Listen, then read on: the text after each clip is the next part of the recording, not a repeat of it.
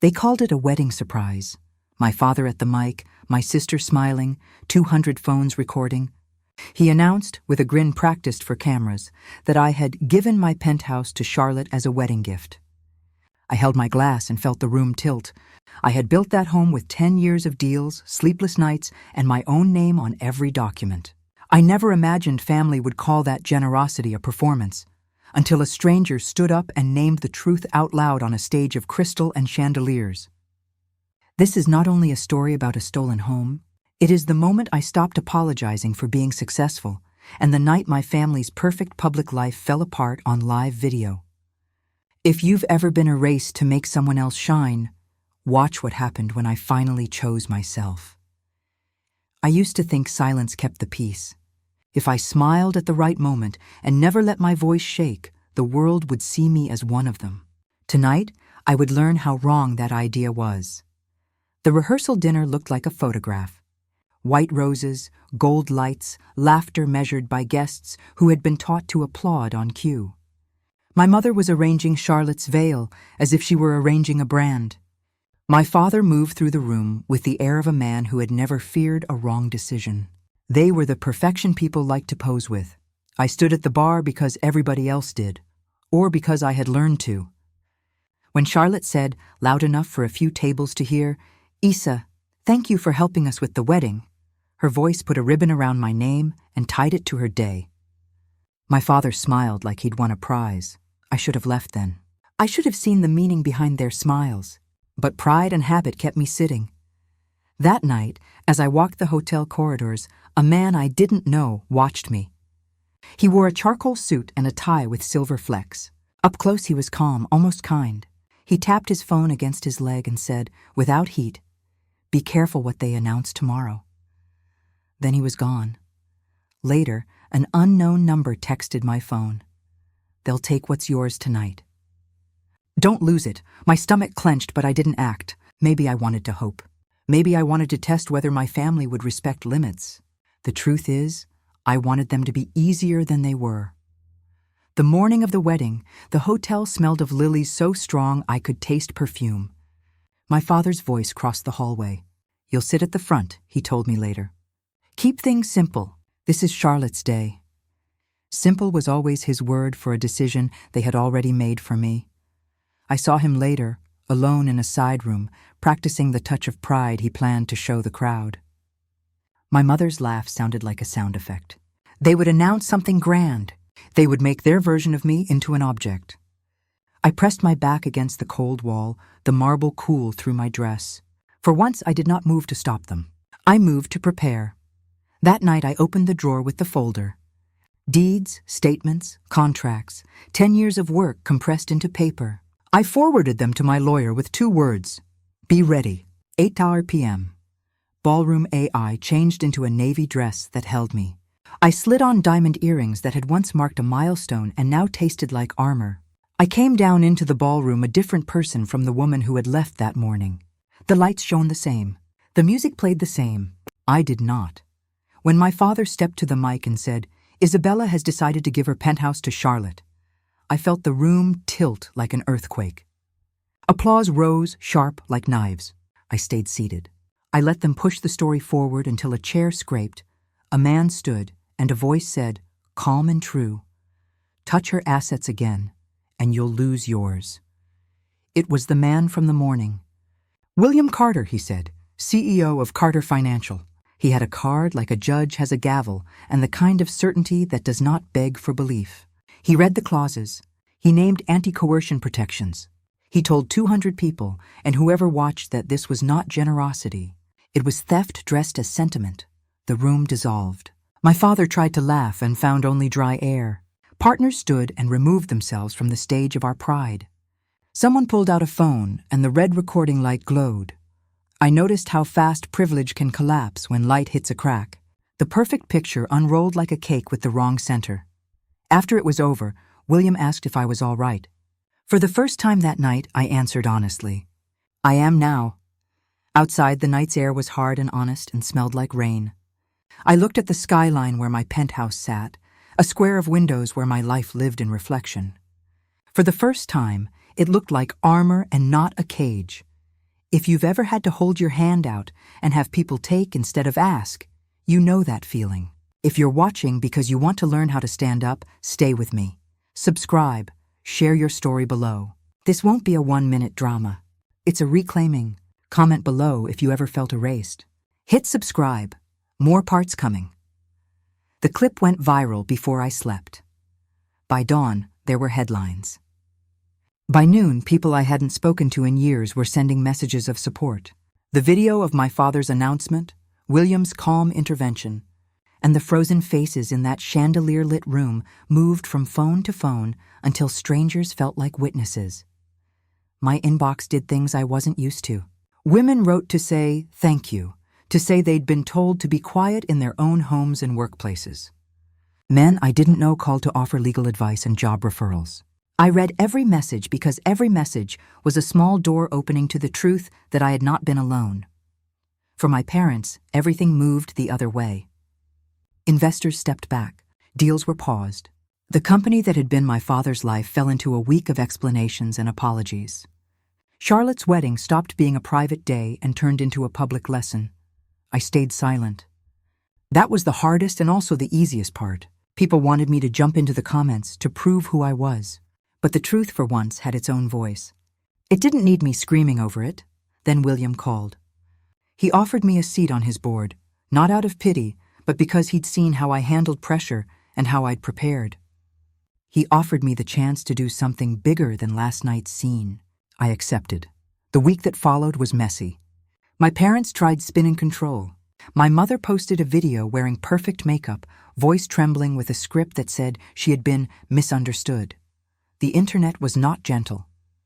People named things publicly that families had tried to hide.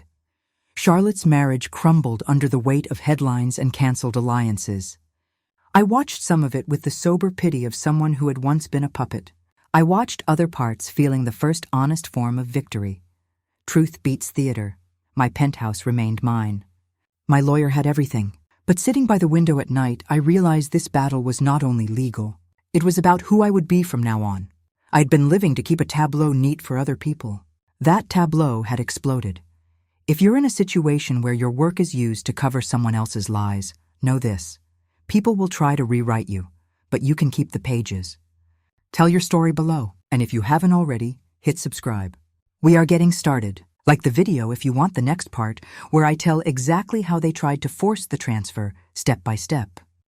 The day after the wedding felt like standing in the eye of a hurricane. Calm, but only because the wind hadn't reached me yet. My phone wouldn't stop buzzing. Every few minutes, another notification, another message. Another headline with my name in it. The Penthouse gift scandal. Wedding lie exposed live. Daughter outsmarts family in viral clip. It didn't feel like victory. It felt like noise. I sat on the cold kitchen floor of my penthouse, barefoot, holding a cup of coffee that had gone cold hours ago.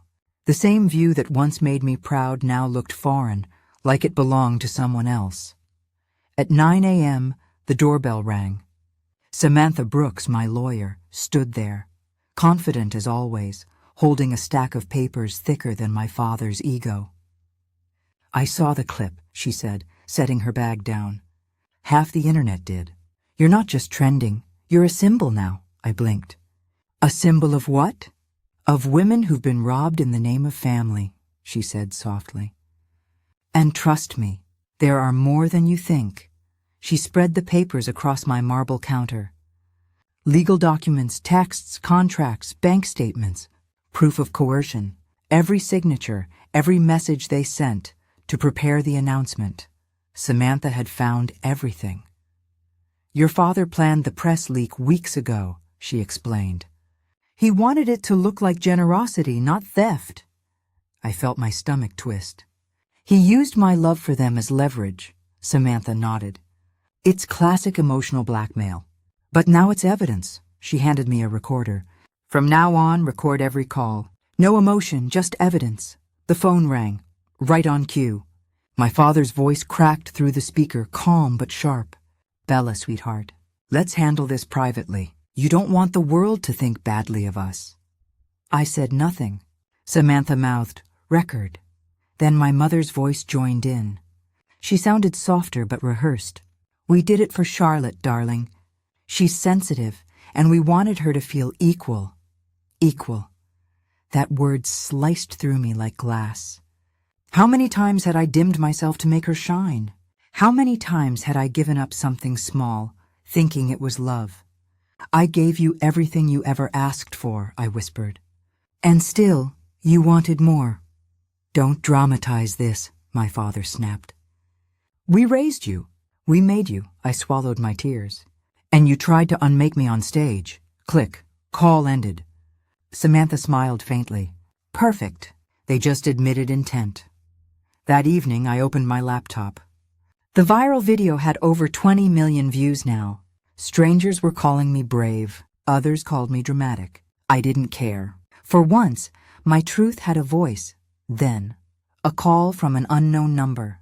"Isabella Hayes?" "Yes. This is William Carter." I froze. "The man who had defended me in front of everyone." "I wanted to check if you're all right," he said. "I didn't plan to interfere that night, but I couldn't let a crime happen in public." "Why help me?" I asked quietly. "Because silence protects the wrong people," he said. "And because I've seen men like your father ruin women like you, strong women who stay quiet for peace." Something in his voice felt steady, safe, honest. After we hung up, I stared at the skyline again, my skyline, and whispered to myself, "You're not broken, Isabella. You're reborn." That night, I recorded a short video. "My name is Isabella Hayes. I didn't give my penthouse to anyone. I gave my silence for years. But silence ends tonight." I posted it. By morning, it had 3.4 million views. Maybe this was justice. Maybe it was just the beginning. If you've ever been forced to stay silent for family, drop a comment below. And don't forget to subscribe because this story is just getting started. A week later, an email arrived with the subject line, "Family Meeting." It wasn't a request. It was an order. Against Samantha's advice, I went. Not to make peace, but to make things clear. The house I grew up in smelled like old perfume and lies. The walls were lined with photos of happy moments that felt like scenes from a play I no longer wanted to star in. My father sat in his usual armchair, the throne of control. Charlotte sat beside him, dressed in white again, like she wanted to remind me she was the bride, still the center of their attention. My mother spoke first. "Isabella, you made us look like monsters." I kept my voice calm. "You didn't need my help for that." Her face tightened. "You've embarrassed us in front of everyone. Your father's company is collapsing. Your sister's marriage is ruined." "None of that would have happened if you hadn't lied," I said simply. My father's hand hit the table. "You could have handled this privately. Do you have any idea how much we've lost because of you?" "Because of me?" I repeated. "You tried to steal from me and got caught. That's not my loss. That's karma." Charlotte finally spoke. Her voice trembled. "I didn't know they were going to announce it like that." "I swear, Isabella," I looked at her, the sister I used to protect from everything. "You didn't stop them either." Tears welled in her eyes. "I thought you'd understand." "You always do." "Not anymore," I said. "Understanding you almost cost me everything." I stood up. My voice didn't shake this time. "I came here to tell you something. You can't guilt me anymore. You can't call manipulation love." My father's jaw clenched. "You'll regret this defiance." I smiled slightly. "No, Dad. For the first time, I won't." As I turned to leave, I pressed the small recorder hidden in my pocket, capturing every word. Outside, the air felt lighter. I called Samantha. "It's time," I said. "File the lawsuit."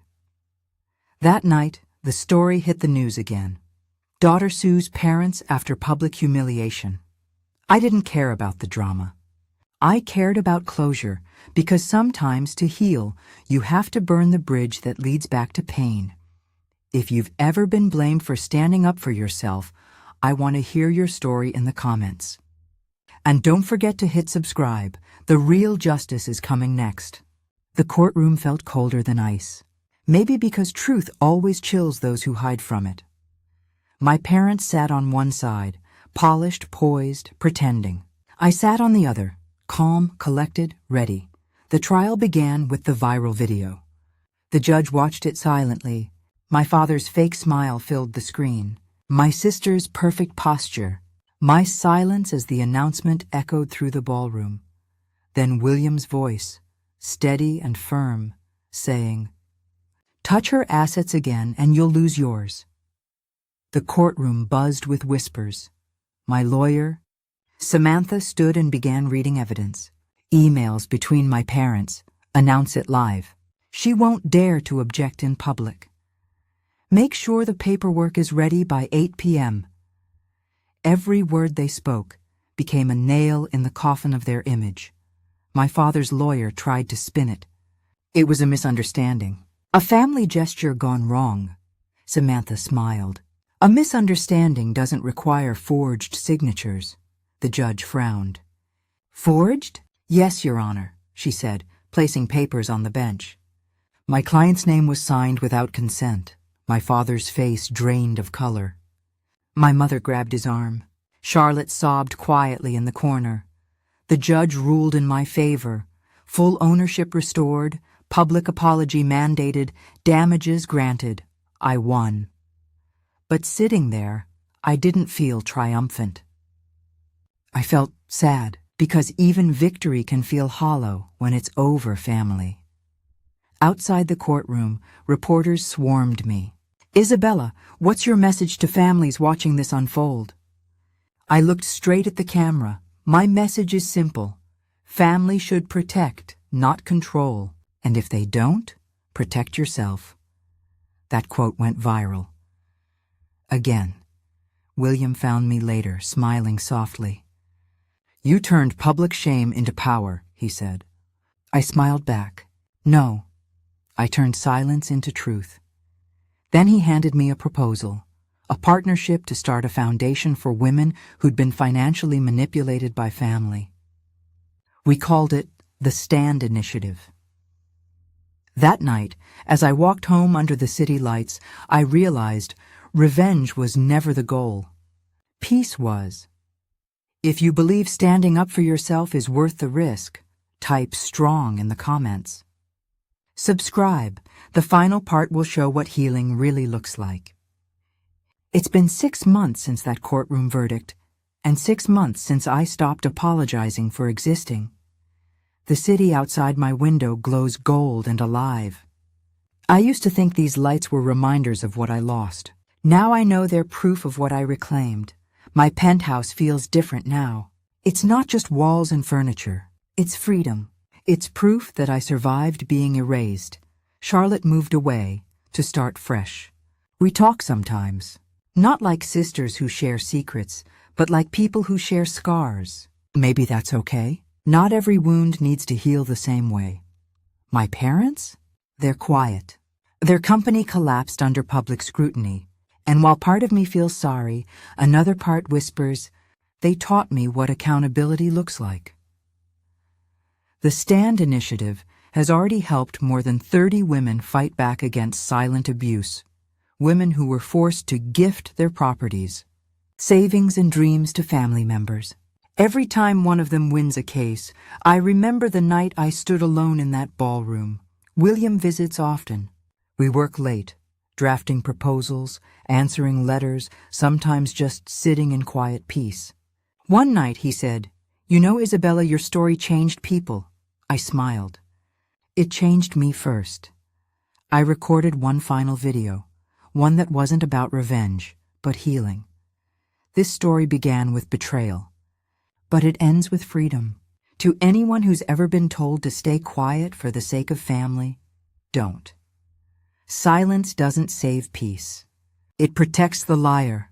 Speak, even if your voice shakes. I paused, looking straight into the camera. Thank you for following my journey. If you're still fighting your own, don't give up. You can rebuild from anything, I smiled.